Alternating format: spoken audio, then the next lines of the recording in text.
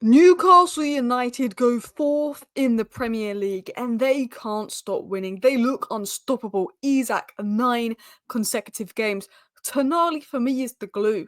I think the way that he's unlocked Bruno Guimaraes, the technical stability he gives, his athleticism, his duel winning, the 97th minute sprint when you're 3-0 up. Tonali, unbelievable player. Bruno Guimaraes, unbelievable player. Anthony Gordon, who I don't even think had his best game today, gets a goal. Lethal player in attack. Isak, pure class. Jacob Murphy threatening again. His crossing and the balls he puts into Isak massively improved. Lewis Hall, unbelievable sound player. Botman, Shah, defensively unbelievable at the moment. And Livramento, very good player. Newcastle United have some very good players. They're playing some good football.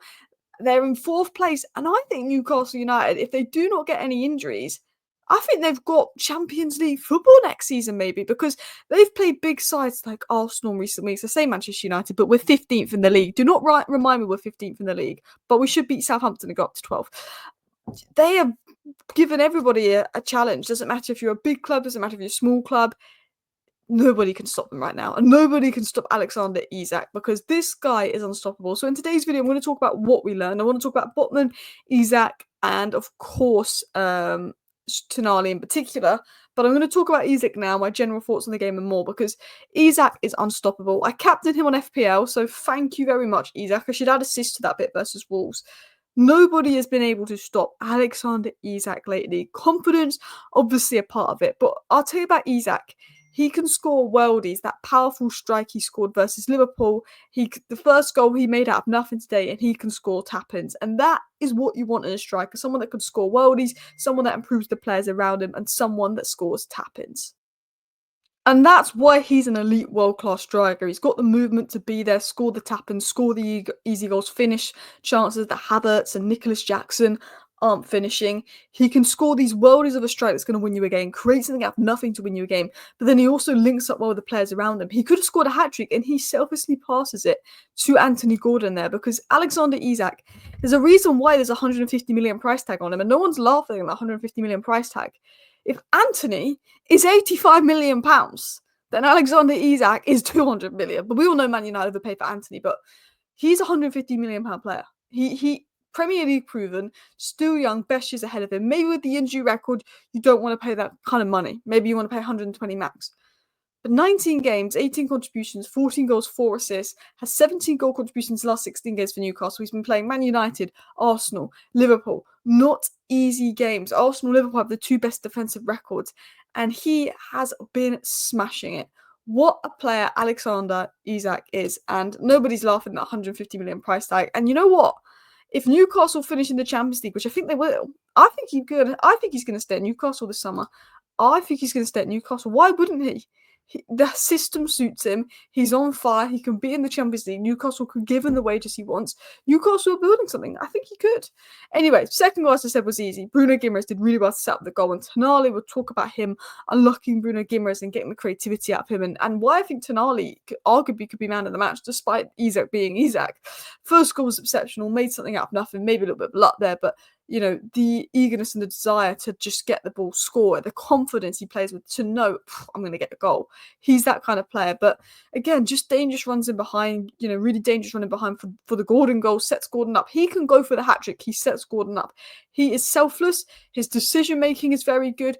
But you know what? His understanding and movement is such an underrated aspect of Isak, because the amount of runs he gets in, he makes, and the amount of dangerous areas he gets into, like his ability to know where to be is unbelievable. And I have to say, brilliant today. I thought Murphy, give a shout out, I thought Murphy was quite dangerous, particularly in that first half. He put some good crosses and all that. I know that Isak and Gordon have that different level of quality to Murphy, and I did say that Newcastle should have signed Mbeumo back in summer, and I think Mbeumo, wow. But Murphy really stepped up. The difference between Murphy and Alma on equality, and I think Murphy's a player that massively deserves flowers as well. He's a selfless player. Gordon cuts in, shoots, can be a little bit more selfish at times, whereas Murphy's very selfless. But Isak, complete number 9. I look at Nicholas Jackson and how his all-round game's really good for Chelsea and he can't finish. If you make a more developed version of Nicholas Jackson that also can finish, you've got Alexander Isak. He is the perfect striker.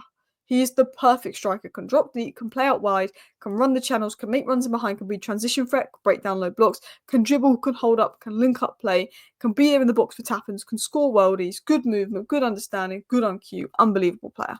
But before I even talk about Newcastle and their general performance, I want to talk about Sandro Tonali because this may be an unpopular opinion, but I think he is the reason for Newcastle and Eddie Howard, and not the main reason. Well, he is the main.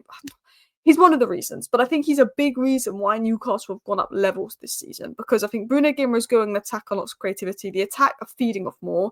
That's getting, obviously, confidence is there. Eddie Howe training tactics is there. Momentum is there. But I think a lot of it stems from the defensive stability that Tonali gives, the technical ability to move the ball quicker so Newcastle are more dominant in midfield. And I think the domination in midfield feeds the attack more and it suits the attacking dynamics. They have the quality in attack and they have really good defenders and they have unbelievable players in midfield. But I think Tonali is one of the difference makers and arguably man of the match today because I think arguably he could find himself as one of Newcastle's most important players, if not most. I mean, Isak is just unbelievable. But do not take that away from how good Tonali was today. Because I feel like since this guy's come back and he's got minutes and he's built this partnership with Bruno, that's when Newcastle have gone up a level because they've got this control in midfield.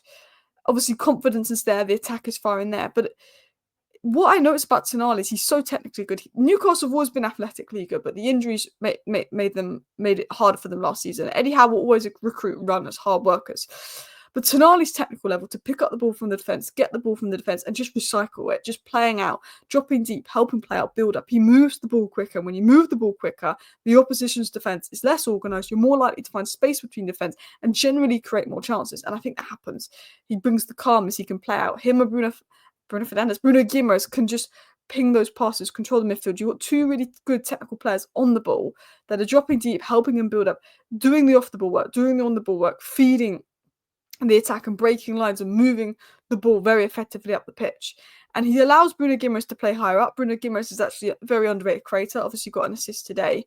And he provides that defensive security because Tonali isn't just because he's technically good, but the defensive security he brings, winning the duels, he's always there. He's everywhere. His ground coverage, his running numbers must be at the top because he's everywhere, cutting out interception lanes, helping Newcastle bring that compactness, giving Bruno the Guimaraes a bit more license to go up. But then him and Bruno are back and they're winning duels. But his duel winning, his work rate, his athleticism, off the ball brilliant, gives you everything you want on the ball. I think he's been an unbelievable signing, and it's such a shame that you guys had to sell Elliot Anderson because of PSR reasons, because Elliot Anderson has been one of my favourite players at Forest this season. Anderson, Tonali, Bruno Guimaraes midfield three, because I think Anderson is better than Joelinton. That would have been an unbelievable midfield three. The output and carrying from Anderson, Tonali, the duel winner, the defensive guy that locks it up, and Bruno Guimaraes, the creator, the technical player with the technical abilities of Tonali. It would have been an unbelievable midfield three. It's a shame that you had to sell him, but what made Tonali stand out for me is 97th minute, he sprinted back. He's running every minute of that game. He's working so hard off the ball. For me, he's been a huge difference. And look, Newcastle are a very good side. You know, Charles on the bench, De Bradford's had a few good games lately. Bruno Guimaraes, Tonali. Joelinton was probably the weaker point today. He just looked a little less sharp. But you know, they've got some players, they've got some team. It's just the bench depth, the injuries. I look at Newcastle, long-term right centre-back because of defensive injuries and, of course, Charles' age. Right winger to challenge Murphy, because if Murphy and Harvey Barnes are bench depth, that's really good bench depth. Maybe someone that they trust to rotate Isak with here and there if he does get an injury, because Callum Wilson can't stay fit and they don't trust ECILA. And then maybe that long-term partner for Bruno Guimaraes and Tonali. If only they had Elliot Anderson. You know, you look at all of those and goalkeeper, and Newcastle could go up an even bigger level. You know, they could be in, I'm not going to say title race, but they got 4 keys. If Newcastle finished, let's say, third this season, they get, you know, that centre-back, that goalkeeper, maybe another midfielder for legs and a right winger. You could say title race 2026. You could. But obviously they have to deal with the workload of being in the Champions League. That is too far ahead. We're not going to have that kind of conversation now. But they are in 4th place. And, you know, they're really, really challenging the teams above them. They're above Chelsea. Forest look unstoppable right now. Arsenal, Liverpool, you expect to be in the top 2. But I just think with the way Newcastle United look and the players they have, I think they can get Champions League football. Even if it comes through 5th place with the other teams doing well, I think, you know, they'll at least get Europa League, but I think they could push for Champions League football. And I think that they arguably deserve it, because I think today they got a little bit tired after going 2-0 up, and they beat Wolves 3-0, and Wolves were a good side. I actually think Wolves are better than their league position suggests. They have some quality. Cunha, unbelievable player. And Wolves had chances to score, and Wolves probably could have put 1 or 2 in the back of the net.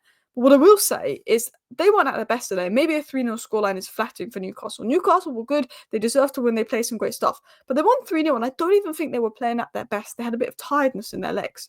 But it's just the confidence. It's the quality and the confidence that they're playing with. They know their attack is unbelievable. Bruno and Tonali know how good they are. And I think that confidence and that mentality has a massive impact on the way you play. It really does, because they're dominant without being at their best. They're workhorses, they're brutal in attack. They know they're good now.